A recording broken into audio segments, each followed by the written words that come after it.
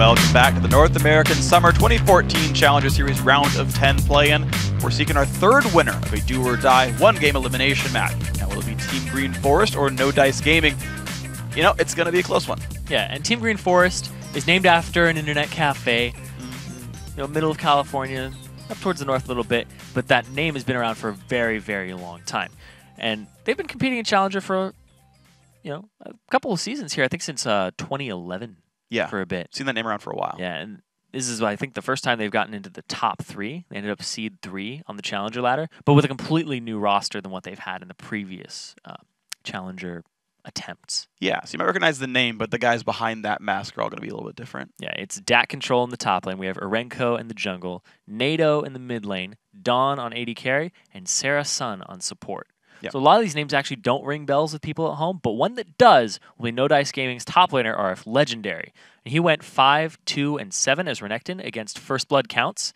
And NDG's support K1 is former Curse Academy support K1 Pro. And he went 1, 0, and 11 as Thresh. And he did a really, really good job. Yeah. So he's one of those people that last time we saw him wasn't really a shining star. Sure. Had to see if he can bring it this game. Because being 1, 0, and 11 in a game where there's only 18 kills is pretty impressive. Yeah. And I mean, No Dice Gaming, kind of crushed their game anyway. They won their game 18-4. They won that game in about 28 minutes. That was a pretty big stomp for the seed 8 teams. We're going to see if they can keep that going, of course. They can keep themselves in pressure here. So, yeah, we kind of think about the individual plays here. And I know one thing we're going to look at, actually, is the top lane matchups. So, Team Green Forest top laner, Dat Control, Diamond 164 LP, actually carried his team on Jack pretty well, 9-3-2 in that game. But you mentioned RF Legendary. Big plays is a big part of that guy. Pretty popular dude. And, of course, he's mid-challenger, 400 points or so. And that's, to me, kind of the matchup to watch. Yeah, he's got a very popular stream for himself where he loves running the Nidalee. Mm-hmm. Bruiser Nidalee top lane. Big proponent of that. But at the same time, how's that going to hold up against Dat Control? Yeah. Well, I mean, Nidalee is the kind of champion where, you always lane really, really well. Yeah. And it's I feel like top laners have forgotten how to fight that champion because top lane champion pools keep rotating. And you don't, necessarily learn, how to beat X champion. Sometimes you do, but you often just learn, the matchups on an individual basis. And when you're like, oh, by the way, Shyvana's a thing now, that's a different matchup from before, right? Shyvana Nidalee is not the same as Renekton Nidalee or, any of the things you used to play before. And then when Window got thrown in there, and then when Trundle got thrown in there, and some other things get thrown by the wayside because they can't deal with the wave clear, which is one of Nidalee's problems early on. Up against Renekton, she gets pushed to turret immediately, which means, all right, do we set up ganks and focus them top in that matchup, or what does Nidalee do? Does she just auto-attack Renekton as much doesn't matter. No Dice Gaming already banned it themselves. Okay. They're not even going to let RF Legendary play the champion. Drop that one away. Draven and Kale, though, banned away by Green Forest, so unfortunately for Pancakes, no Draven for him. Yeah, it's actually in Dat Control's champion pool, too, the Nidalee. Yeah, true. Same with NATO. So it would be a flex pick if they picked it up for themselves very early on. So banning it away, banning their own one, and banning it first ban is actually quite a big deal. Here's a point, actually. Stefano, the mid laner for No Dice Gaming, his champ pool is very interesting. He's got Jace and Swain in his top 2, and none of those got banned away. So, you look at Green Forest, and you even look at No Dice a little bit, there's a pretty heavy emphasis on mid lane bans, but none of the ones these guys actually specialize in. LeBlanc, a big champion for both these guys' pools, and I want to see if that champ comes through, if the Swain or the Jace comes through, because they're not dropping the top tier off these guys for the most part.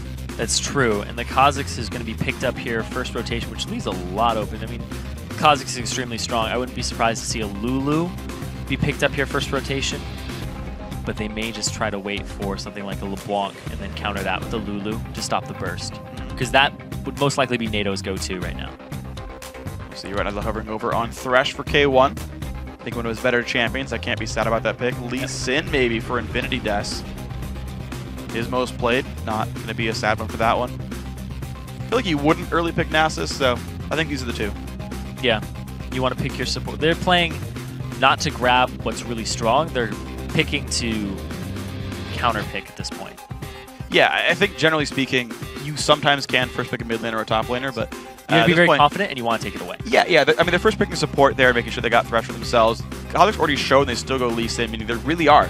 They're waiting a lot. You're right. Anytime you pick the same role in the first 3 or 4 picks, it's because you're waiting to kind of pick more. Yeah, and so they picked Shyvana. Shyvana has a 100% win rate today. Yeah. And it's really been the top laners that have dictated most of the matches today. That's true. Just tiny little nuances in those wave those 2 turret pushes. If we see another 2 turret push here, it's going to be like, all right, watch the top laners, watch how they handle this situation. Because here's the thing, is in competitive play, you see it all the time. Ranked 5 ladders, you may not see it all the time. Solo queue, you never see that. True. So you cannot learn how to play against that by playing solo queue. Nope, you cannot learn wave manipulation, you cannot learn 2v1s. You have to scrim other people. Yeah. And when you are a team like No Dice Gaming or Green Forest, it's a little more difficult to scrim people and then tell them, all right, we're going to practice 2 Let's go for these 4-man pushes, right? Yeah, I mean, in the big chat channel, there's a big Skype chat for all the teams. Like, I always see the Green Forest guys like, hey, anyone want to scrim? We're going between 9 and 11 today. Yeah. And, like, if you message them, you get a scrim against them. That's the way you do it. So, champs coming through. Looks like Trundle top lane up against Shyvana. Orianna guard for the mid lane here. Looks like Team Green Forest still needs mid and support for themselves. Yes, they ended up taking their top laner, and they are saving their AD carry for very last here. Yeah. They decided to throw all their cards on the table right before, because they didn't have the first pick mid. They chose to. Yeah. Or to show it first, rather. They're not even going to counter and pick a solo lane at this point. Well, they got Trundle already. Yeah. Versus Shyvana. So they did get that counter pick. They did get that counter pick, that's true. But their mid lane, now Team Green Forest get to play whatever they want to Orianna. Twisted Fate does pretty decently. I wouldn't be surprised to see Lulu, which is what I thought was going to be his go-to for NATO. He can still play LeBlanc. I think LeBlanc versus Ori is fine, but no. Yeah. We Twisted Fate, and the final grab. Is it going to be Leona, basically a team with a whole lot of engage right now if they go for it? Setup kills for the Kha'Zix and the Shyvana. That is going to be the setup there. So, Shiv, Kha'Zix, TF, Lucian, Leona. It's a lot of engage there. Yeah. V Pancakes, he has some options. So he can play Draven into the Lucian. It's banned. Oh yeah, it's his banned against him. So they saw that option. They were like, nope, thank you for that. Yeah. So Don't worry, I've done that before. He's got Twitch, Jinx. He could play all some of which are Graves. risky. Yeah, exactly. So like Graves would be pretty good against Lucian in lane. Yeah. Functions very well. Jinx he could play because he has the escape and the fact that they ran a Wombo combo previously. True. In the round of 20. They ran the Jinx. There it is. Okay. He'd be able to use his ultimate on top of the Orianna ultimate, and they're going for another Wombo combo here with synergy between V Pancakes and Stefano. It's weird because there's not a lot of other AoE. Like they have disengage, so they can set up ball positioning. This concept's weird to me. It's weird too. Okay. Because they don't have an easy way of dedicatedly getting in. Like when you have Orianna ball, it's like I want, right? But it's all skill shot reliant, right? Yep. Like if you're like a Malphite or Shyvana or something, like you will reach them. Like even Elise will do it. You will reach them guaranteed instead of like I have to land a hook, I have to land a Lee Sin Q. Yeah. Like you can't start fights without landing a skill shot first. And then there's not a lot of AoE follow-up damage either. It's like you normally want like Shockwave and like a Rumble ulti in a Jinx ult, or Shockwave and like Renekton does like half everyone's health bar, and then you get the ulti in. The fact that it's like Trundle auto-attacking and Lee Sin auto-attacking, like that's not the best setup for a Jinx rocket. I want to see how it pans out. There's a lot to consider here, though, because Team Green Forest, like we said, they have so much engage that it may not just be on you to engage if you are No Dice Gaming. They're going to come to you. You just hope that you're ahead. Yeah. It may be like Necrophantasia, where it's like they kept engaging over and over again on AoE. Yeah. So what ended up happening, AoE was ahead. They're like, all right, you did the engage for us. We're good. We're going to just peel backwards and it'll be fine. And they have Trundle, subjugate the Shyvana, and also put a pillar down to basically split the fight. It's true. The team does work very well reactively. Yes. You do have Lee Sin disengage, TF disengage. The Orianna, I guess, threw me off because I normally think of it as an engage team. But you're right. If they can play super hardcore peel, keep the Jinx safe, then yeah, that comp works in there. And Thresh will definitely help with that. And it's more single target focused. Yep. It's like, yeah, go kill the Shyvana and go from there. And the fact that there's Twisted Fate, who's running Flash and Ghost, he's going the FLICKR route here. Yep. Which is really good. You'll be more liberal with your Ghost than you will your Flash, and chase people down and get multiple cards on them, stun them twice. I think in the rotation, you can actually probably get 3 off of it. Yeah, it just depends how long the fight is. Yeah. Also worth pointing out, by the way, with the TFs we've been seeing more recently. I went and checked FLICKR's runes and masteries and stuff with his TF. Often runs move speed quints. Also 9 utility for lower summoner spell cooldowns. Whew. All right, Erenko spots the invade, gets away. Saw that hook go by him, and he's like, yeah, no, I don't want to be here. It's not a good spot. NATO. Oh my gosh, he face checked into that jungle just then. Flashes still goes down. No summoner spells even required for that one. They destroyed him. So would you say they tore NATO? Yeah, they tore him up. That's good. I had to give you one. That was great. I had to give one back to you. I'm not sad that you did that. Well, there's a pink ward in the jungle. Sarasun does see that Thresh and Lee Sin are still around there, so they know about this. There's no way you dive this turret, so... So the fact that the trinkets don't come up until 2 minutes means you have to face check everything, and they have gotten Fog of War control now. They did not have to. They've gotten red buff control. They're trying to fight They have this. a pink ward down. NATO, he blew his flash, and he's going all the way around this time. But now they have wards set up, so they will see this, and they are aware that all of Team Green Forest, TGF, are down on that bottom side. And that is a bush that you typically don't check. They might on their way in. Dash control spotted. And wow, this is great. No, the possibility is that they are all still in there. Yeah, of course it is. They will most likely probably throw a skill shot in there or something, and okay. Wow. Yeah. Okay, they spot the ward. That was bold. Now the thing is, now they're going to feel like they're safe, but NDG still wants to fight this. Yeah. They're going to go again. They're going to time it. And everybody's there, though, except for there's one coming back. They didn't see the ball.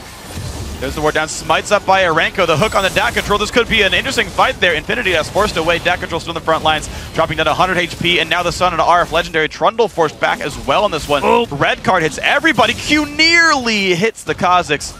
Now Don forced to run away, but all said and done, it's still the red buff going to Team Green Forest. So we're having a little different game here. Instead of the 4-man in both the side lanes, It's 5-man. it's 5-man in the jungle.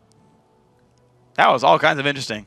Unfortunately, not enough CC really landed there. And no one got any kills, but we're going to have standard lane setups there. Both top laners TPing to this top lane. And both guys can have a lot of potions thanks to their late recalls and showing up with Thorn's Blade and 4 pots each. So no cash in just yet on the first blood, but that means that because they all received that experience, they're going to get the level 2 advantage first in the lane with less creeps. Yeah. So that's exactly what they're doing here, is they're pushing it, making it so that they'll zone them out with the level 2 advantage. Right, well, there's level 2. They're going to push in. K1 going to look for a hook. Oh, he walks right into it. Into Don. Nice play right there. Sarasun takes a chomper to the face. Stun goes back on a pancakes, though. Good damage coming through. You're going to hit Thresh right there. He started all consumables, by the way. So no more sustain left for Thresh. He's got nothing. He's naked in his inventory. It's okay. He's got a little bit of bonus gold from that assist.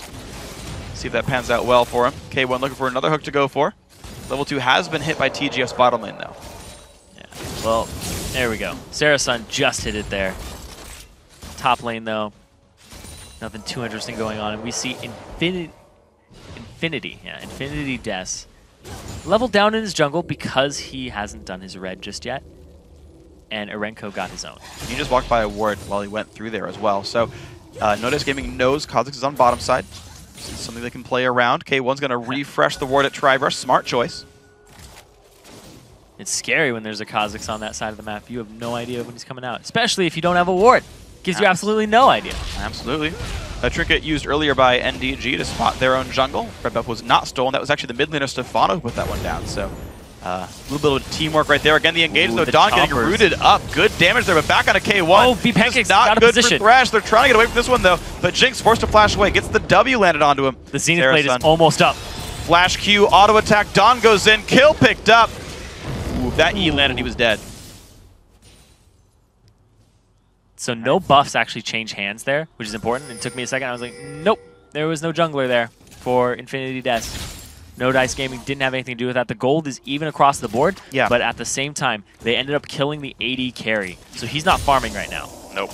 Lucian isn't either. Don went back. That's fine, though, because he got to cash in for a Vamp Scepter and more consumables. Pancakes did not have enough money, even with the first Blood Assist. And he's got a longsword and boots here, so no sustain is going to be rough. Infinity Des used a lot of his time just sitting off on the side there waiting for a gank, but they weren't going to be able to get NATO. He's playing too safe, too far back. Both of his summoners are down. He has no reason to push up against Orianna with both of hers available. Yeah, so it's going to be a bit of a safer lane on this one. I do have to question the fact that NDG even went for that fight there. They knew Kazakhs was bottom side jungle.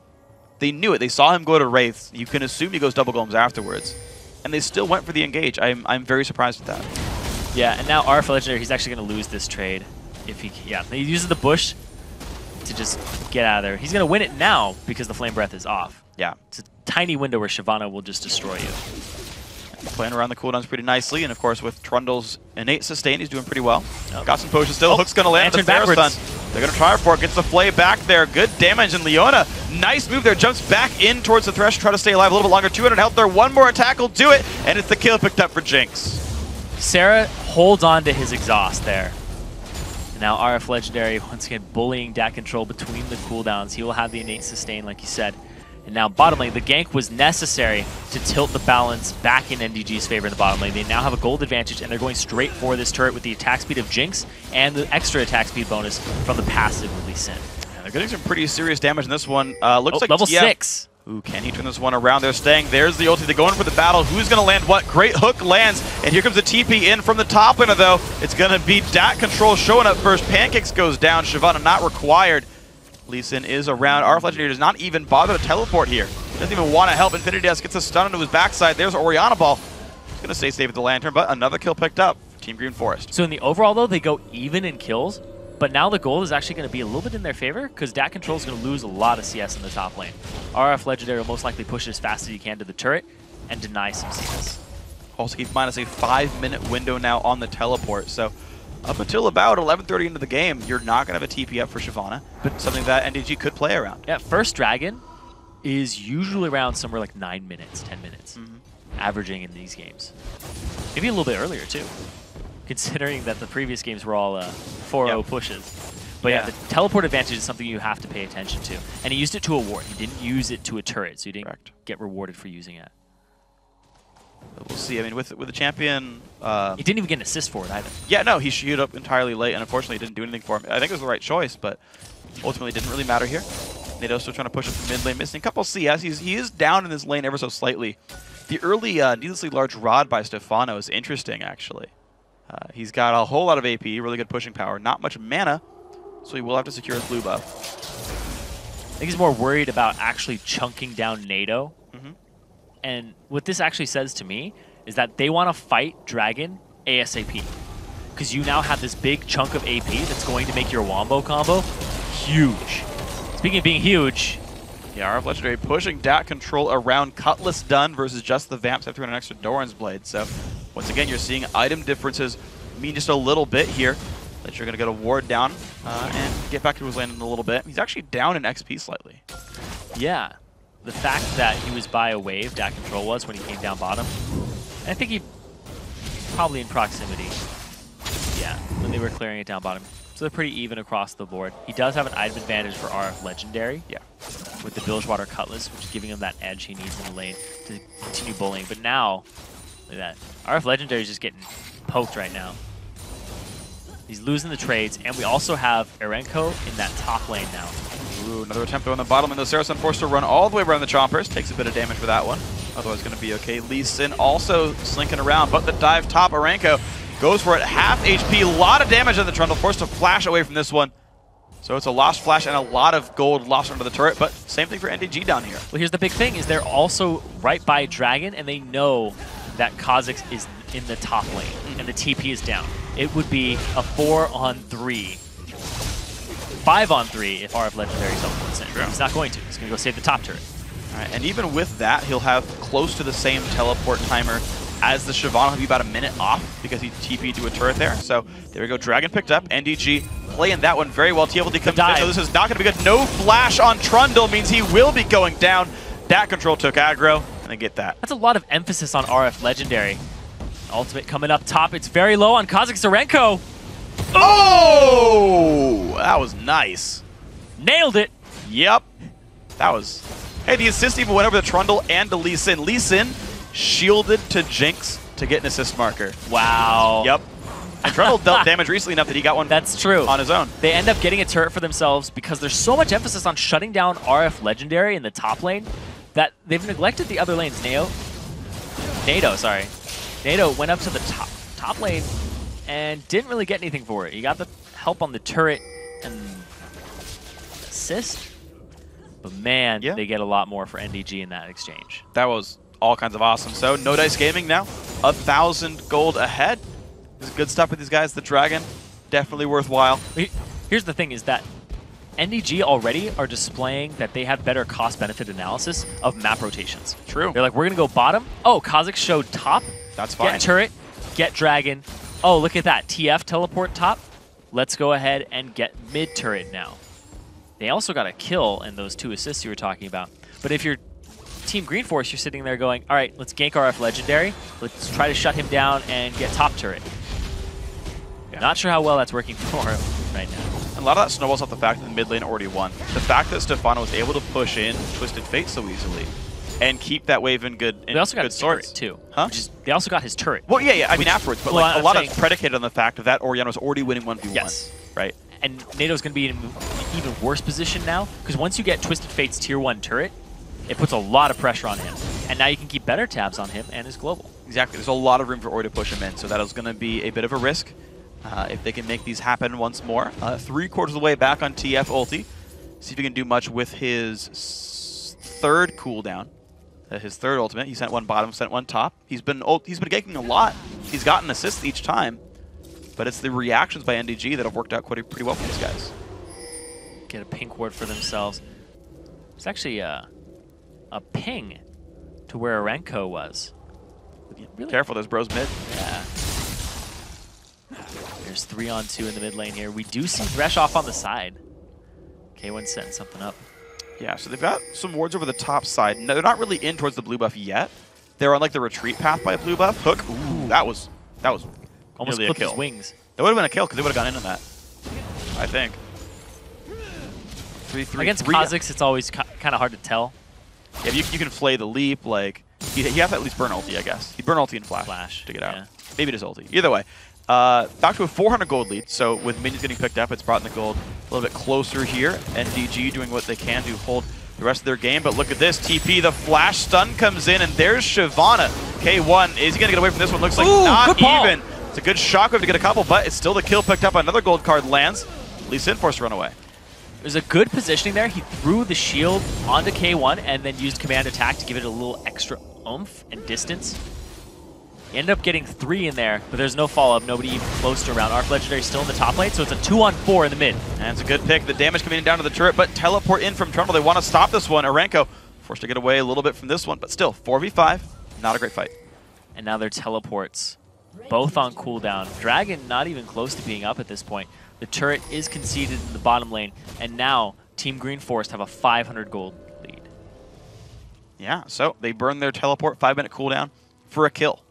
For the gold lead that stood right there. They did not get a turret back for it. They did also trade a lower cooldown TP on the other side of this one. So we'll see now with about a minute-and-a-half teleport window if NDG does anything with that one. Blue buff actually being stolen here, but he's going to get spotted out. How good is Smite going to be? Looks like the kick away. Ooh, out-smited. Arenko gets it. Now it's a TF ulti as well. Infinity House gets stunned up. The jump in forward. The wild cards are going to land. They're going to find one. They're going to find two. Big fight for Team Green Forest. And they didn't see that coming at all for NDG. Team Green Forest came up big there. They are now 2k gold in the lead, and their early decision-making is now being dictated by the fact that, hey, look at that. We have a Twisted Fate ultimate.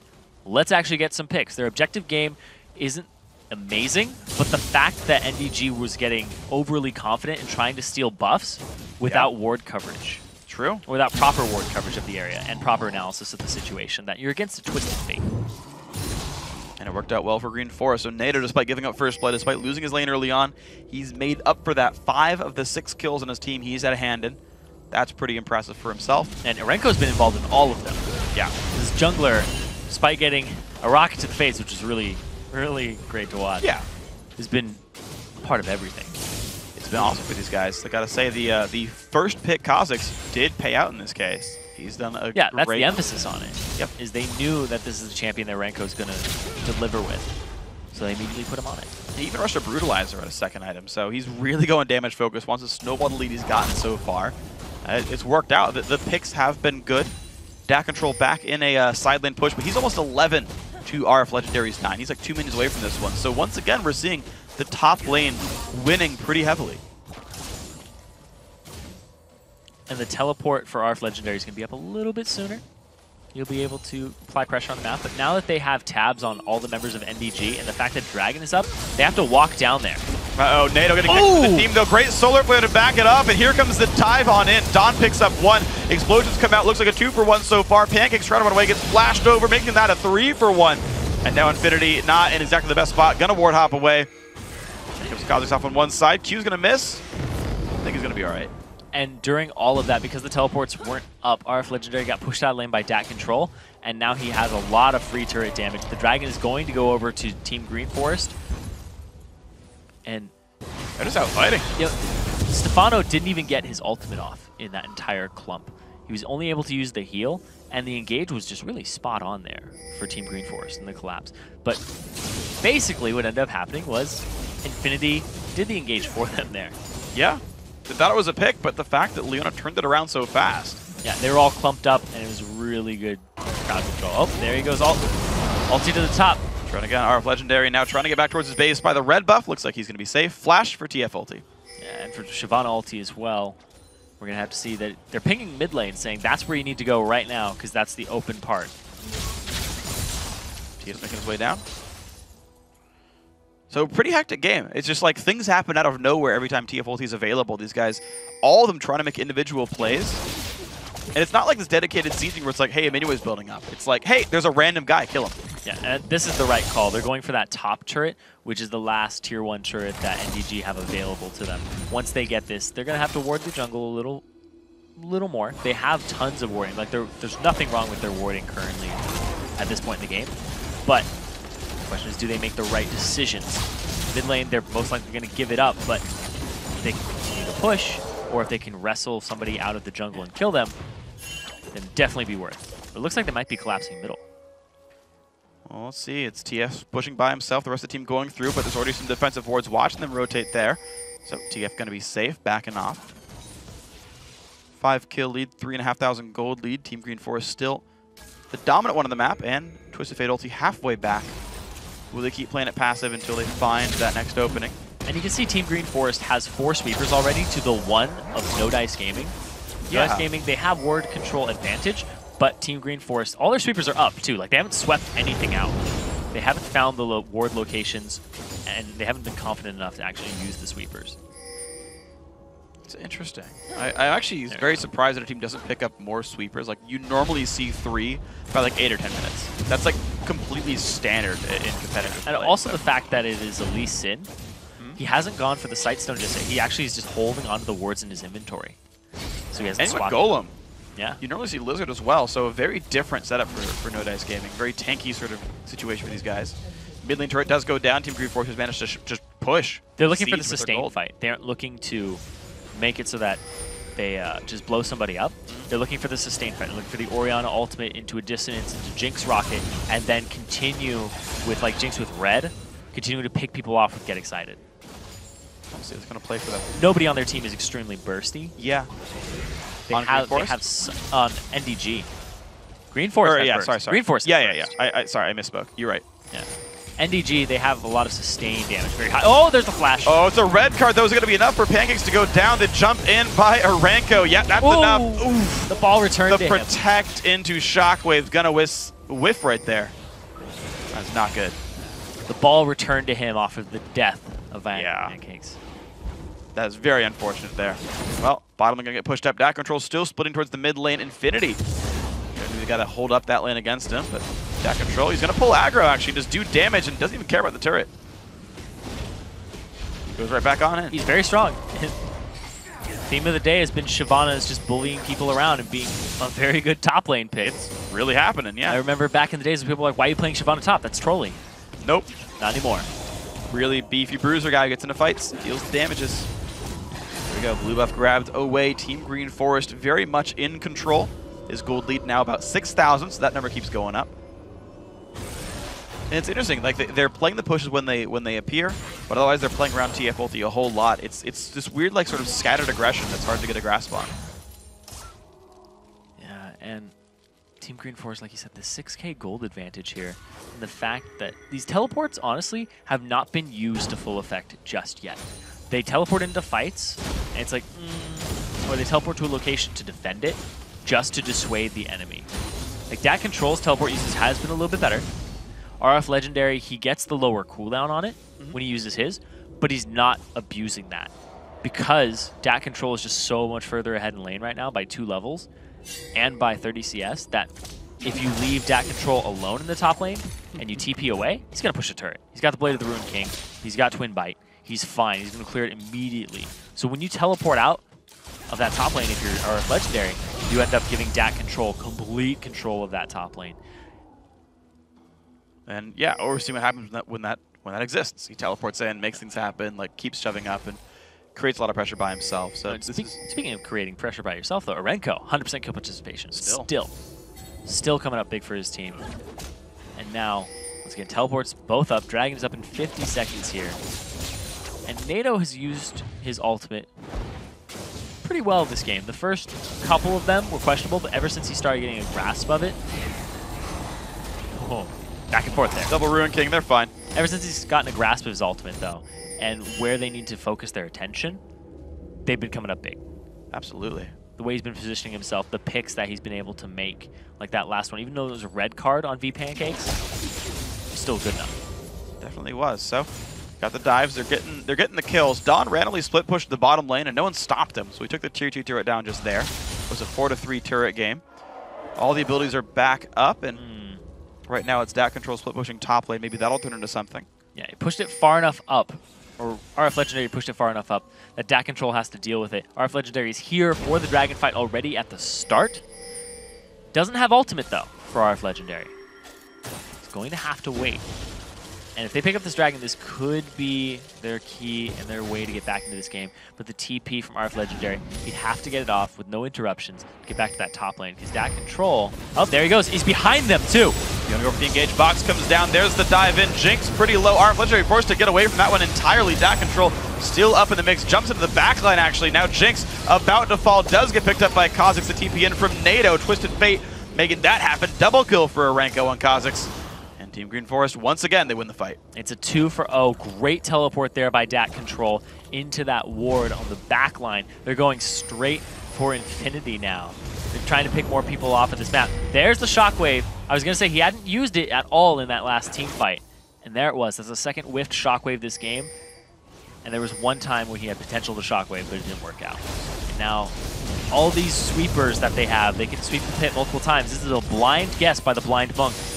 Well, unfortunately, he's not on the correct side for all this one. TP comes in from Trundle, puts the pillar down, but Lee Sin still not yet around. Goes in to put up a little bit of damage there. RF Legendary gets locked up, tries to get away from this one. Actually, disengages quite nicely. Shockwave would have been nice now, but not available. Dis on the left-hand side doesn't get in time. Blows up Baron. Goes over to Team Green Forest, and now the jump in. Stefano also gonna fall. RF Legendary takes a lane to get out, but now K1 not in the best spot. Nice trophy. Might get the disengage they need. Green Forest again, 2-for-0 plus Baron, pretty good. RF Legendary was role-playing Trundle there and trolled the Orianna. Stefano went back for the Lantern, and it was already gone. So only one of them could take it. Yeah, the flash there, the play that Infinity tried to make, was a good one considering his options. But at the same time, Team Green Forest, they're going to get so much off of this. The Baron, in fact, they have the regen, 24 minutes in, 12k gold advantage. Once again, Shyvana is doing a lot of work, 3-0-4. I'm not even talking about just Dat control, but Shyvana all day long has been champion to be reckoned with. Yeah, massive 3-0-4, making great things happen. There we go. Randuin's Omen now grabbed as well. They've got a tanky-ish guy to start the dives if they need to do that even more than before. And now here we go. Baron buff, items grabbed, death cap done, 2.5 item AD carry. Next push gonna start. Yeah, these AD carries are a little mismatched. Yeah. Just a little bit. He's a full Last Whisper head, basically. Yeah. And he's got a long sword on top of it. Well, he's got a quick cloak. It's long sword versus cloak of agility, yeah. But it's basically he's a Last Whisper head. Plus, it's the 13 to 11 in levels, so you've got another 6 AD, 6% attack speed roughly in stats. So yeah, pretty important. Here we go. Another dragon picked up. Team Green Force making sure they do the standard bookkeeping. Blue buff back up as well. They'll take this one.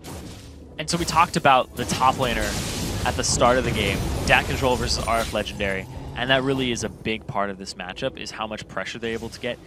And Dat control owning that lane, 3-0-4 against 0-2-2. He shows up to the fight at the right spot for the engagement. And we talked about his Jax, and that he came up really big with a 9-3-2 in the previous round of 20. And now, he's 3-0-4. He's doing a lot of work for his team. And he's still split pushing. He's still carrying the game.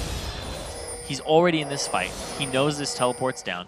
They're like spreading around, getting control of the jungle. They have the Baron buff. You can't really fight this as NDG with a 14k gold deficit plus the Baron buff. You're basically fighting 18,000 gold worth of combat stats. Yeah, it's pretty brutal.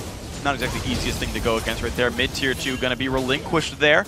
Team Green Force just show up with a couple of guys, and NDG know they can't really stand for it. They will try to defend inhibitor turrets now, though.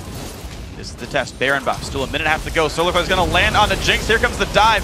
Good kick back by Infinity, but I think there's too many stats here. Green Force goes in, they pick up the Jinx kill. Nice 3-man shockwave, but is it enough for NDG? Looks like no. Another kill comes through. TF with the double.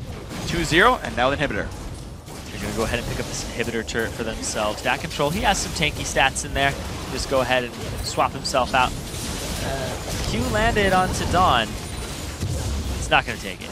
12 seconds till any major respawns come back. No way you go for the 3v5 in this one. Team Green Force is going to back out. Baron buffed up team alongside a Twisted Faith. Just lock in a yellow card and then you're done for.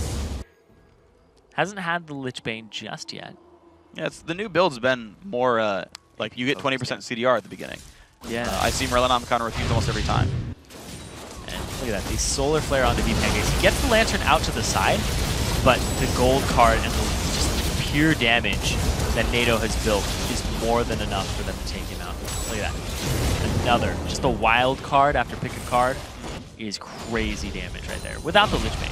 Yeah, it's enough though. I mean, he's got a setup for the team in the first place. He's got Void Staff done now as well. And I mean, the thing is, TS ratios are decent. Yeah. The stacked deck, the E got a buff when the Lich Bane nerfs went through, so just building AP and just showing up is still very effective. It's a very, very valuable build. We're seeing it come up big here. This turret pushing is still really good, even without it. Yeah, blue card still hits turrets. Yeah. And look at that, Scrying Orb onto Dawn. Scrying Lens. He's man after my heart. Scrying Orb, so wonderful. Got one. That's so that he doesn't have to face check anything, and just basically a tool to help them close out the game. You know, I think I know why his team picked Leona. Radiant Dawn. Screen name of the AD carry, Radiant Dawn, the idol of Leona. Okay. Yeah. Champion title pun. And name pun. Yeah, it's great. So much in there. At least a 2. At least a 2? It wasn't very good. Let's be real. But it was the best I got. There we go. Jump in. Saracen doing a pretty good amount of damage also. Yeah, taking some damage, but doesn't really care. He is Leona after all. But now the dive underneath the turret. This could be a good fight if they get enough CC through it. Could picked up on the lead sin so far. Dat Control forced away to the side. And there we go. Orianna finds one. The flash in by Shyvana locked up a bit by Thresh, though. The box is pretty big. 3 members dead, and now NATO goes in a little bit too aggressive. Kills picked back up. 4-2 battle. NDG trying to stay alive. That's the best shockwave that Stefano's had all game long, which I think was really the turning point in that fight. And the fact that they were fighting under a turret as well. So it's really 6th man for NDG. Yeah. Came up big there. Off of the back of Stefano, who was peeling the entire time, throwing down the ultimate. We're going to watch it here. V-Pancakes, he flashes, and the Solar Flare completely whiffs. And here we see Shockwave is going to land onto, I think, 2 members here. We get pushed back. They're just kiting, and it's a split call. There's nothing they can do about it. Yeah, at this point, they're separated, and it's like TF wants to help, be like, oh wait, they all died too fast. It's too late. I thought we were getting turret. Yeah. Oh well. Even with Jinx dead, the persistent damage there from Trundle Ori was enough to burn those things down. Yeah, Trundle has a lot of damage. Yeah. Just the fact that he will leech your damage too with the chomp. Yeah. Give it to himself. The fact that Shyvana's ahead isn't that hurtful for a Trundle. No, it actually helps him. A little bit. The fact that she is so tanky makes him very tanky. Yep. Another reason why Leona was picked. Sarah Sun. Dang. Too much synergy. Sarah Sun and the Radiant Dawn on AD carry. Yeah. You can't not pick that champion anymore. It's now actually required. You're disqualified if you pick another one. Not actually. No. It's not a real rule. I mean, making it up as you go along, freak. Yeah, it's true. All right, well, now the defense is going to continue there. Of course, Orianna, one of the best defenders in the game. 3-2-3, not a bad score, of course. Unfortunately for their Jinx player, Pancakes, he's been jumped on a heck of a lot. Sarah's sun is just so bright, has a constant sun under her feet. Yep. Ate a Flame Chomper, didn't want to let go. Just consumed by the fire. That's fine. That should just be how Leona looks all the time. That looks awesome. That's a little Gary. That is awesome. I mean, yeah. No, that is awesome. Get that to Iron Stylus now. Make it a thing. All right. You know what? Look at it. You're right. You're right. This is badass. No, I agree with you. At least replace the W particle with it. Yeah. NATO, not quite ready for the gold card. Good trophy. Keep his team safe. Team still has their eyes on the prize. They're setting up a bait here, though. Oh, nice almost. Almost. That's right. You do something to check the brush and immediately back off to get away from skill shots. Yes. Because if it lands, you don't want to be even close. Because if your skill shot can land, so can theirs. Yes, it can. Typically. Typically, yeah. Unless it's like a Draven ulti, then you can... Oh lordy. All right, well, Saracen still winning off in the wings. Does get spotted. Infinity says, all right, but now there's no Lantern available. He does not have Flash, but it's a one-way trip. He goes for the steal on this one. There we go. The dive on in. Big damage comes through. One kill picked up already. He's going to be Shockwave back, but it's still a 2 for 0. Now K1 is going to go flash to the wall, but Orianna also falls 3-0. There's just way too much damage from Team Green Forest. It's a bait into the Baron, and they don't even pick it up for themselves. They want to close the game out here. NATO picking up Infinity. There we go. Next all inhibitor. 5 are dead for about 25 seconds. Inhib going to be going down. Now, can they backdoor both Nexus turrets? They didn't have to if they could go for the top lane, but they will go for this one right now, closing out the game. Onto the Nexus. Damage going through to the guys tanking those turrets. NATO, he's one hit from dead. He's gone. All right, but the 4v0, time to reconnect. Don't worry about it. We've got ourselves the game in this one already. Nexus going to be going down. You know what? I think we saw the conclusion of the game anyway. Boom, there it is. There we go. Whoop. Conclusion of the game. Good switch. Yeah. She lost her golden sun there, too, at the end. The other spectator. Sarah's switch speeds. Okay, we made it. No longer the official name. So once again, Shyvana coming up big. Yeah. Dat Control showing that he's a master of that up against RF Legendary. So we're going to have Team Green Forest move on to the round of 8, which is the first time they've been in the round of 8. They have been a constant competitor throughout many different challenger tournaments. Yeah. And they've never come up as big as they just came up right there with this roster. This is a new roster coming in here. Same name. Yeah. Wonder if they all still play at that internet cafe together, or if it's just a name at this point. So we'll figure out, especially if they qualify for LCS. You know, that'll be like first week story about them playing there, and that'll be an obvious easy plug for those guys. So I gotta say, great play by pretty much down the line. I think everyone made really good moves. The Kazakhs, Arenko, 9, 2, and 11 finally didn't have 100% kill participation, but overall awesome play. First pick the champion, did a bunch of great stuff. Dat Control 4-1-11 on Shyvana. Won his lane, showed up the fights, was a Shyvana, and played it right. Yeah, and his name just basically speaks for itself and what he did with the lane. He controlled it. He controlled the teleports. That's something I have to put a big emphasis on, was his teleport control. The way he would teleport onto a ward that's already behind them. Somebody had to place that ward, though.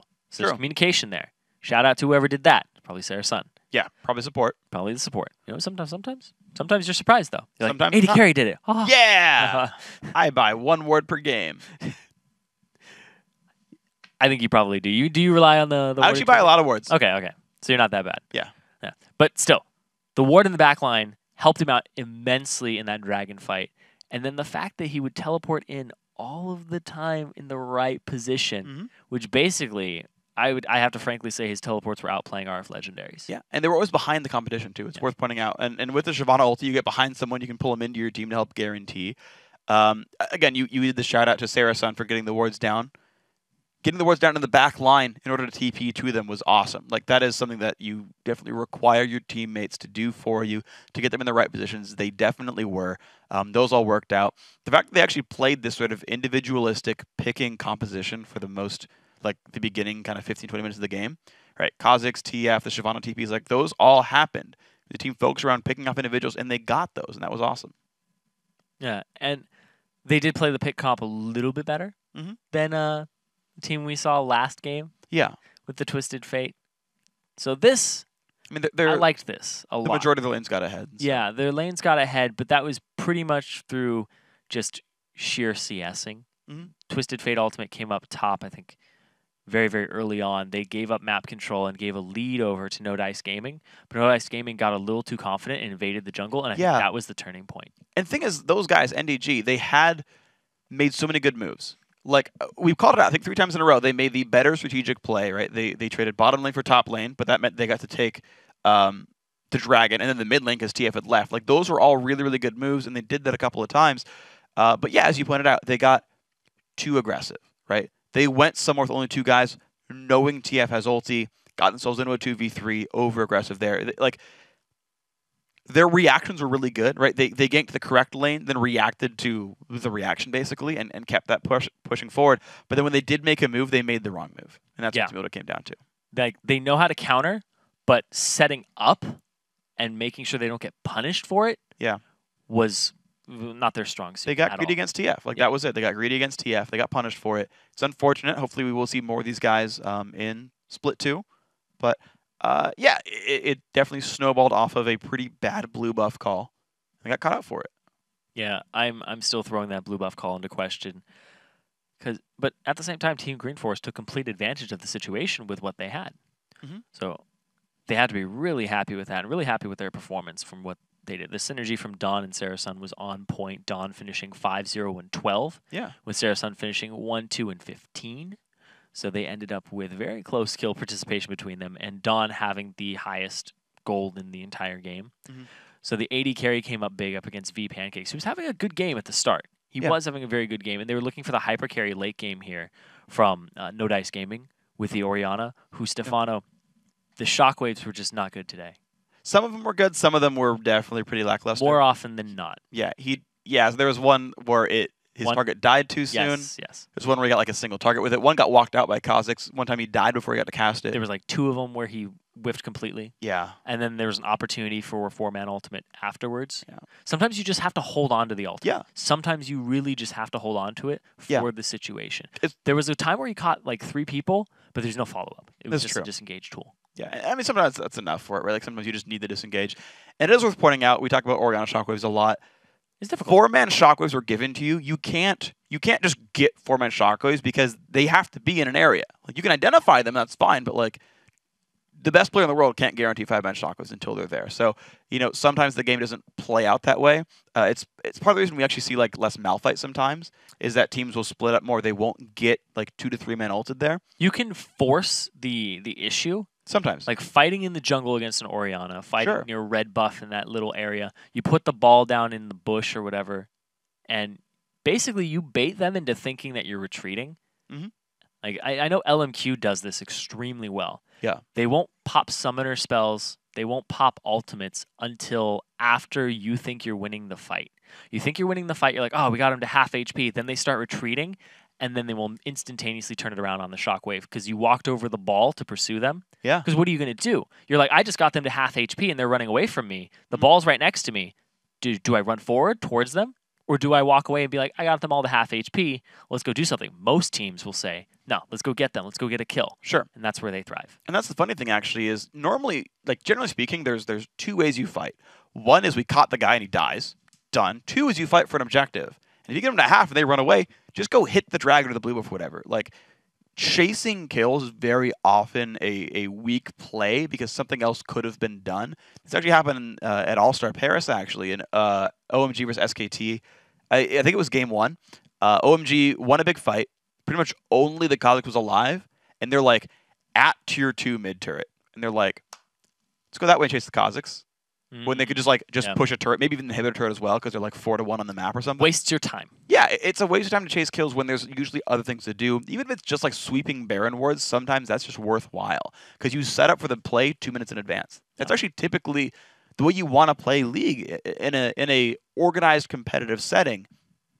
Is you want to think about the game 1.5 minutes, 2 minutes, 3 minutes in advance. Okay, well, I'm going to have my ultimate before he has Shockwave, or before he has Flashback or something. Make sure your first gank is here when I'm 6. It'll guarantee the kill. Just be ready for that. Jungler, be at full health, like whatever it takes. Knowing the plays you have available, very, very smart. And a very easy way to practice that is to keep a dragon timer and set up a minute before. Yeah. Back a minute before, set up your wards, basically before you back. Be like, I'm a visit dragon, there's a ward, stay safe, and then shove your lanes out so there's no counter pressure, and then collapse down. Exactly. Yeah. And the teams that execute that, you will see it very, very clearly. Yeah. And you'll be like, wow, they were already in time for dragon. How come that never happens with me? It's because you don't set up for it. These things just don't fall into your lap. You have to prepare them ahead of time. Yeah. It's just like ward control inside of somebody else's jungle. Yeah. You have to prepare it ahead of time. Yeah. And the fact that you went that extra mile and said, all right, it's about 5 minutes. There's a ward. I will come back for that blue and be on top of that. Yeah, it'll be in 2.5 minutes. It'll be well within the ward timer. And then I actually want to even keep on this topic as we talk about dragons briefly. Because I mentioned, like, push the lanes out. Like, there's like basically layer 1, which is, hey, set up for your objective, then go do the objectives so that you don't lose the fight for the objective. Layer 2 is, you don't have to fight for the objective. You can do something else while they're doing it. Again, for example, the case of we saw TF go top, the gank from the mid laner go bottom, and then they went for dragon, right? They reacted to TF top by getting the mid lane as well. Yes. That lane is empty. That is an extra counterplay to what the guy went for. And so when you think about that, right, it's, hey, when you go for a dragon, shove your waves out, because if they go mid-turret tier 1 for dragon, that's a wash. Yeah. And a lot of people actually say it's better for the turret, actually, for the team that kills the turret, because they got turrets give you map control. Yeah, exactly, right? And it's like, but it's in general, not even just kind of about TF, but like in general in the game, it's like tier 1 mid is usually worth more than a dragon in most situations where tier 1 mids are still up. Yeah, in general. Tier 1 mid, I would definitely agree with you. Yeah. Top, no. Because it's maybe very easy to freeze and manipulate it if you are a top sure. player. And then even that snowballs on itself, because when you have these debatable advantages like tier 1 top, and in general I agree with you, right? Yeah. In general I agree with you. There are always those little things like, oh, they gave up red control, now it's easy to get there. Sure. Or jungle's getting stolen away. Exactly. Is that those are not things you play around. Like suddenly your strategy changes because, well, top lane tier 1's dead, meaning I can keep this lane shoved. My top laner can easily show up with their red buff. Before he couldn't. If it's the standard top left corner between tier 1, the defender typically has the advantage their top laner shows first. But if you have the ward control of like the brush by the Wraith, right? Maybe the brush on the red buff, and your top laner's pushed up, he now shows up first for red buff or for blue buff if it's the other team, of course. And now you own this side of the map if you play it properly. And now here's these plays you can make. It's actually what we saw in the very beginning when we fought the Shyvana versus Rengar matchup. 2 turrets dead. Shyvana stayed pushed. That team now owned top jungle. They got a kill out of it. Yeah, and kind of plays you have. All this talk, Master Tactician Azingi, RIP today. It's now Master Tactician Freak. Why not? There you go. No, I can't take his role. Azingi always is that man. Yeah. Guys, we're 3 elimination games down. Legally, it's too much excitement for one day, but we're breaking the law with a 4th win or stay home match between Denial Esports and Curse Academy. Find out who moves on right after this. That's a lot of emphasis on RF Legendary. Ultimate coming up top. It's very low on Kha'Zix Serenko. Oh! That was nice. They have to walk down there. Uh-oh, NATO going to get the team, though. Great solar flare to back it up, and here comes the dive on in. Dawn picks up 1. Explosions come out. Looks like a 2-for-1 so far. Pancakes trying to run away, gets flashed over, making that a 3-for-1.